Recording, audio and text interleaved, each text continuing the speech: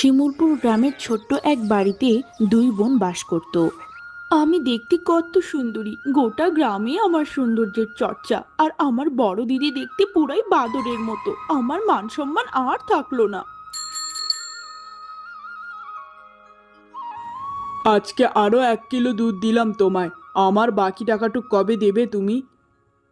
দাদা, আমায় আর কিছুদিন সময় দিন। আমি কিছুদিনের মাঝে আপনার পাওনা টাকাগুলো মিটিয়ে দেব।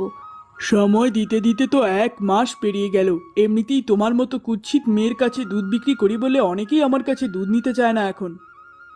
আমি অত্যন্ত দুঃখিত দাদা। আমার জন্য আপনাকে অনেক কষ্ট ভোগ করতে হচ্ছে। সামনের সপ্তাহেই দিয়ে দিব। এরপর জবা রান্না করতে থাকে। ঠিক তখনই ছোট বোন মালতী সেখানে আসে। আরে দিদি, তুমি কি রান্না করছো? অনেক সুন্দর সুবাস বেরিয়েছে। আমার যে ভীষণ ক্ষুধা পেয়ে গেছে দিদি। এই তো বোন, আমি ছোট মাছের তরকারি রান্না করছি ঝোল ঝোল করে। তুই একটু অপেক্ষা কর, রান্না হয়ে এলো বলে। কি কি বললে? তুমি আজকেও ছোট মাছের তরকারি রান্না করছো? এই ছোট মাছ ডাল ভাত খেতে খেতে মুখে আর ভালো লাগে না। একটু মাংসও তো খাওয়াতে পারো দিদি। তুই তো সবটাই জানিস বোন, কত কষ্ট করে সংসারটাকে সামলাতে হয়। তার উপর আমি দেখতে ভালো না দেখে কেউ আমায় কাজও দিতে চায় না। আমি তোকে কথা দিচ্ছি, কালকেই তোকে মাংস ভাত খাওয়াবো।